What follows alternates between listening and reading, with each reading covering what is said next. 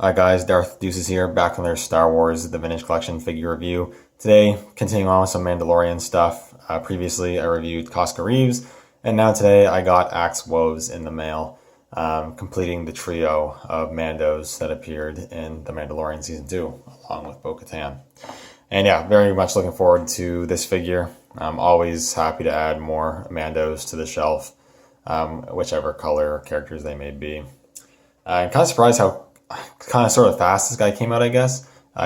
This guy's kind of, I feel like he's revealed not too long ago and he's already come out. And it's also pretty interesting that this figure came out before the Black Series version, or at least I think so. I know I'm not going to probably have the Black Series one anytime relatively soon anyways. So usually the Black Series usually gets the releases first if they're sharing characters with the Vintage Collection, but this time Vintage Collection got it first. Anyways, this figure is a Target exclusive in the States, I believe, and in Canada you can get it at Toys R Us. That's where I got mine. It's currently still in stock on their website. I also did look online. They also had it apparently in stock in my local store as well. I didn't go physically look, but the website says it is, and it's usually accurate. So this guy shouldn't be too hard to get right now, hopefully. But yeah, let's take a quick look at him in the packaging. And I really like the card back. Pretty good image of Axe Woves there. A bit unfortunate he didn't have a bit more of a role. He was in that episode where they stole the freighter or whatever it was, and then for whatever reason he wasn't with Casca and Bo towards the end of the season. I don't know why, but yeah. Yeah, there he is. There he is in the packaging. Yellow backdrop, Axe Woves. You've got other figures in the line, which I've reviewed some of. I previously just reviewed Casca. And then I honestly can't remember if I reviewed any of the other ones. I'm not even sure if I reviewed bo-katan or not. I feel like I did, but I might not have. I can't remember. But yeah, good looking figure on the card if you're a Minton card collector, but I am not. So let's crack him open and take a closer look at the figure. All right, now I have the figure out of the packaging. None of his accessories on him. And this is a pretty cool figure. If you have the previous release from this year, Death Watch Mandalorian from the Mandalorian flashbacks, you'll know what you're getting here because he is from the neck down, completely reused, just repainted, which is for the most part okay. From what I've seen from the episodes and from reference images and whatnot, Axe Woves' armor is pretty much exactly the same as those Death Watch Mandos. He just has a different paint job. And I do believe he does have a different belt, which we don't get here. I could be wrong with that, but I'm pretty sure he has a different belt. But the belts aren't so different where I wouldn't have noticed if I didn't see, see it. So yeah, let's take a closer look. And I guess, yeah, the one new part is the head sculpt. He has an unhelmeted sculpt, and I think it looks pretty good. My camera doesn't really do it amazing justice here. But the head sculpt with the face print, I think looks decent. I don't think it's 100%, I'll be honest. Especially when you take a look at the card. I don't know. I feel like the actor is a bit rougher looking. His stubble is a bit more noticeable than it is on this sculpt. I feel like he had more prominent bags under his eyes, which you don't have on the sculpt here. And he just looked a bit rougher, which is not to slight the actor at all. I think the actor looked really good for the role. He looked like he's been through battles. And this guy looks a little too clean, I guess.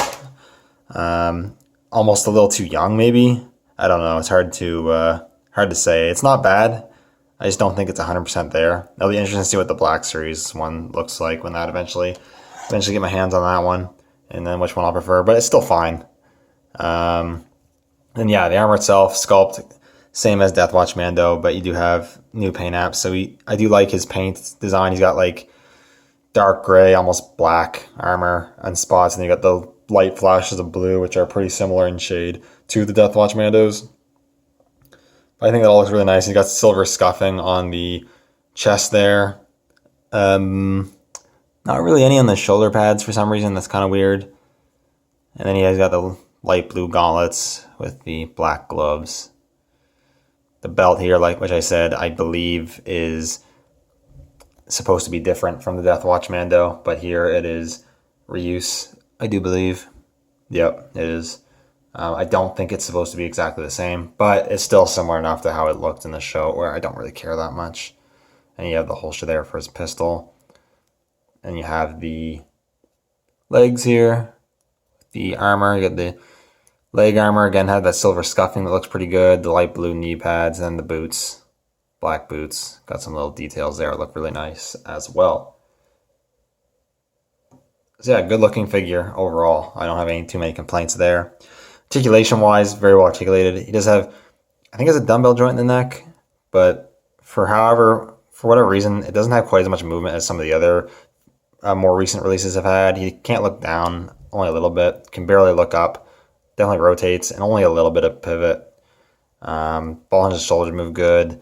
Ball hinges the elbows move a little past 90, which is great. Swivels at the wrist with a hinge up and down. I think on both sides. Yeah.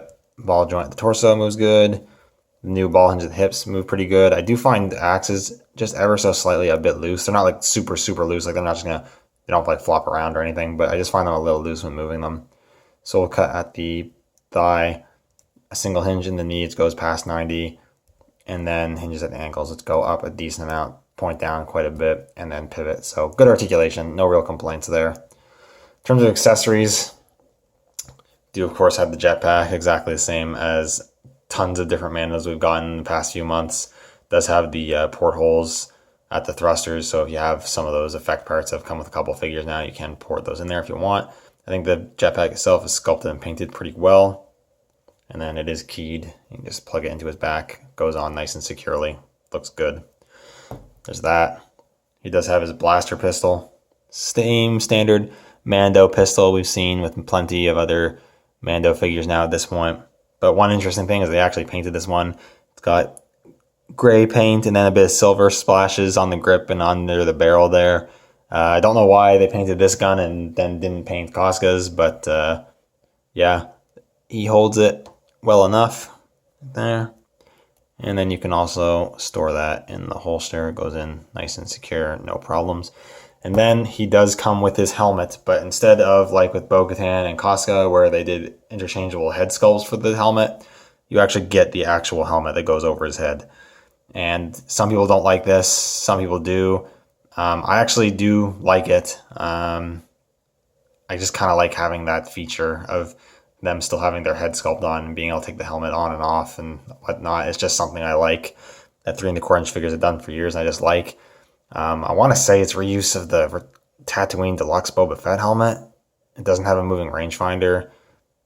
I think that might be what it is. I'm not sure. But unfortunately, in the package, the helmet is super squished on the side, so it's really narrow. So I might have to take some heat to it, try to widen it out a bit. It does go on the head, not loosely in the sense like it's not going to fall off or anything, but I don't know, it feels like maybe it's slightly loose, but it's not too bad. It's not going to fall off, and I don't want to be too tight rubbing the paint. I think it looks decent. Like I said, I might have to take the heat to it, but now with even the head sculpt on, like I can't really squish it too much because it's not going to look right, but yeah, I don't know. It's not as good as the Death Watch Mando that didn't have the removable helmet, but I think it looks fine. It maybe looks a little on the big side proportionally to the rest of the figure. I'm not sure. I don't think it's too bad, though. But I'll let you be the judge of that. I think the paint on it is really nice, though. Again, some more silver scuffing on the black trim around the visor. The visor is painted or printed on there cleanly. I like the white stripe to break up some of that light blue, and I think it just looks really good. So I'm going to take the helmet off for comparisons because there's a few things to compare to. Put them there. Yeah, put them there. Put them there. Put them in the middle. So first off, well, I'll just do them all at the same time. I'll get the trio out. You have Bo-Katan. And you have Casca Reeves, who is not standing super straight for some reason.